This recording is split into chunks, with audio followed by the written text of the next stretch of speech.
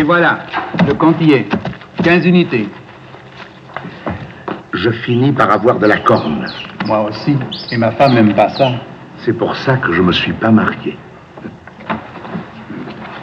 Les petites coupures, ça fait du volume, mais pour faire la pointe, il en faut des quantités. Vous auriez pu penser à prendre une valise. Une valise. Vous n'y avez pas pensé, vous non plus, hein? Ce n'est pas mon rayon. Vous avez l'expérience matérielle de l'argent. Moi, je n'y touche jamais. Vous voulez dire que je suis un manuel?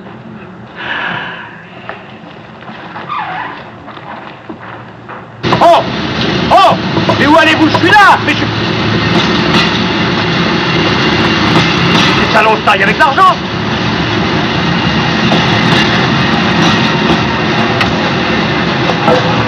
La bringue à Paris, hein? Danseur! Débauché! Arrêtez, je vous dis! Vous allez voir ce qu'en pense un Alsacien.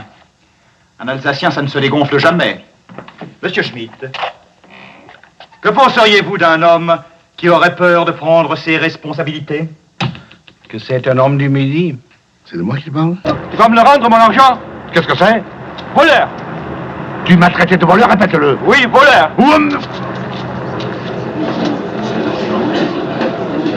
Aïe! Aïe! Aïe! Ah, mais... Retenez-moi! Tu vas voir. Je vais vous montrer comment on s'y prend dans la marine. Liquidez-moi ça, monsieur Schmitt. Oui. Là, c'est... Hop! Hey, hey, hey, hey! Non. Hey. Là, regardez ça. Maintenant, ça te dit parce que la pluie recommence à tomber. Oui. Et ça, c'est l'étreinte du marin. Ah oui? Allez, finissez-le vite parce que les billets se mouillent. Hein? Ça ne se voit pas? Mais rien ne me prouve que vous n'êtes pas arrivé par le train de Lisbonne.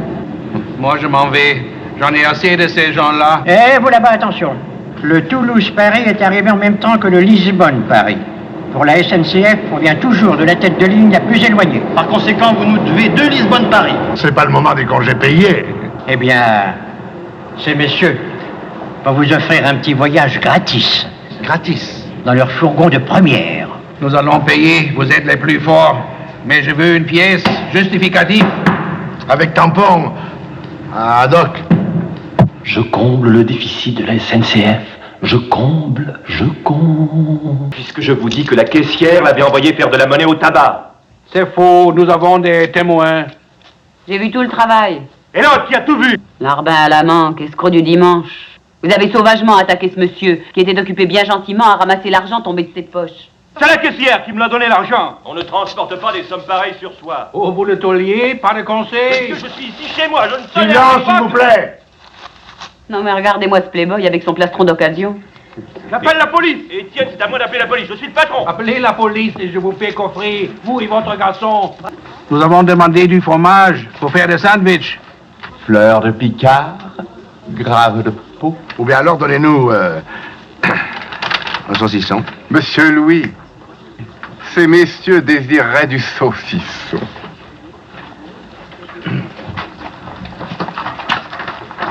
Voilà ce que nous avons de moins cher. Saucisson spécial d'Auvergne, piqué au poivre. Piqué au poivre. Et ça? C'est du salami des Abruzzes. C'est assez cher. Je vous en mets pour 100 francs. Mettez-moi pour 2000 francs. Pour 2000 francs? 4000. Pour 4000 francs? Il est bon votre pâté de lièvre? Préparé spécialement par nos soins. Vous avez vu le prix? Mettez-moi 500 grammes. À 3500 francs le kilo, mais vous allez nous ruiner. Donnez-moi tous les pâtés. Tous les pâtés, mais nous avons déjà de quoi faire un gros sandwich, monsieur Schmitt. Vous perdez l'appétit? Je commence à avoir faim, moi. Et vous êtes toujours vivant? Nom d'un capou. Puisque M. Pellepin n'est pas là, on vous laisse l'argent? Des ordres? À quel titre?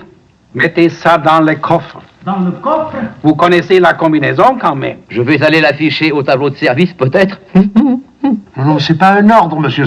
Si vous pouviez nous débarrasser de tout ça. Vous le remettrez à M. Pellepin et à personne d'autre. On continue à donner des ordres? Je vais appeler Toulouse. Ça va chauffer. Parfait. J'appelle mon directeur. Je voudrais un homard. Non, moi j'aime pas le homard. Et une livre de saumon fumé aussi. Aussi? Et puis ça. Et ça. Et ça. Et puis ça. Et ça? Et ça? Et ça? Évidemment, tout ça n'a pas l'air mauvais. Moi d'ailleurs, j'ai un foie excellent. Vous croyez pouvoir payer tout ça? Et pour qui vous nous prenez? Vous m'excuserez, messieurs, mais dans mon métier, il faut être physionomiste. Et ma physionomie ne vous revient pas? Nous n'avons pas une bonne tête, non. Mettez-moi 20 000 francs de ça, là. Quoi, ça? Cette bouillie noire? C'est du caviar de la Caspienne, importation directe. Ah non, messieurs, la plaisanterie a assez duré. Et si vous insistez, j'appelle la police. Vous allez payer tout ce que vous avez. On a demandé du caviar? Avec du raisin comme ça. Je vous interdis de servir, mademoiselle. Pourquoi? Oui. Pourquoi? Oh, mais ça change tout. On trouvera un petit coin tranquille là-dedans, hein? Ce n'est pas possible, il y a une conférence. Puisque ce sont des timides, ils n'oseront pas nous déranger. Ah, ça, c'est vrai. Ben, vous savez, monsieur Schmitt, on peut dire que vous êtes intelligent, vous, hein? Nous n'avons ni le temps, ni le choix. Allons-y. Monsieur Pellepont. Mais vous avez précédé le train. On se dépêchait. Hein. C'était Jésus-Christ qui pilotait. Mes amis, mes bons amis, mes bons vieux amis, vous avez... Nous avons... Ce que vous savez est là. Et là.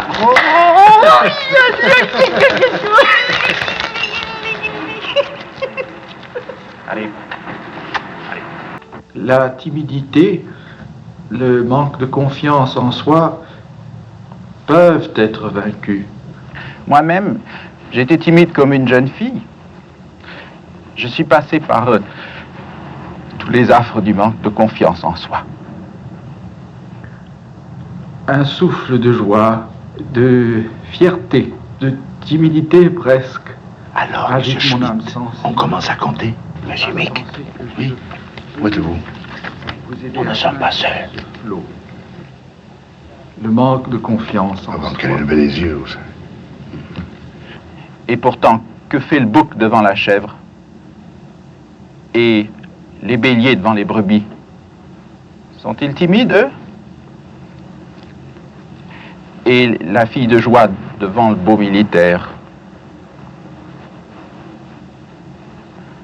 Est-elle timide, elle? Bravo, sa place est en tôle. Et toi alors, Antolin, peut-être de trottoir. Du calme, ou je te coupe les oreilles, garnement. Et 15. 15. Alors, ça vient? Dépêche de sortir de là-dedans et qu'il me rende mon fric. Ton fric, fauché, minable. Ferme ta gueule, allumette, ordure, roulure, paillasson.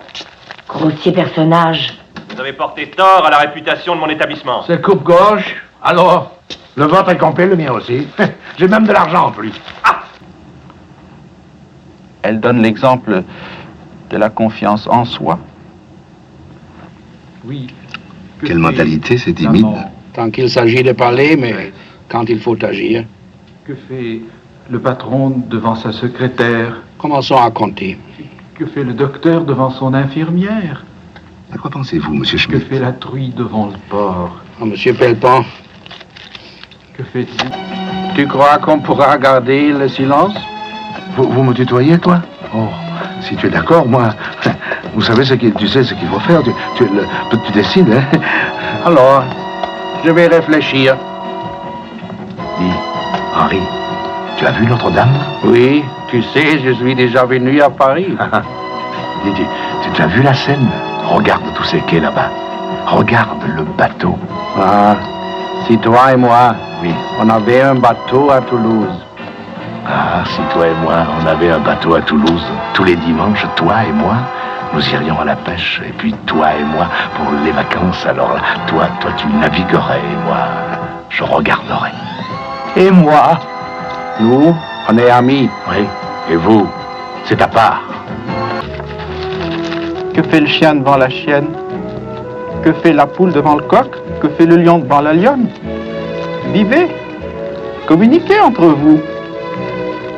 Du courage, de l'initiative.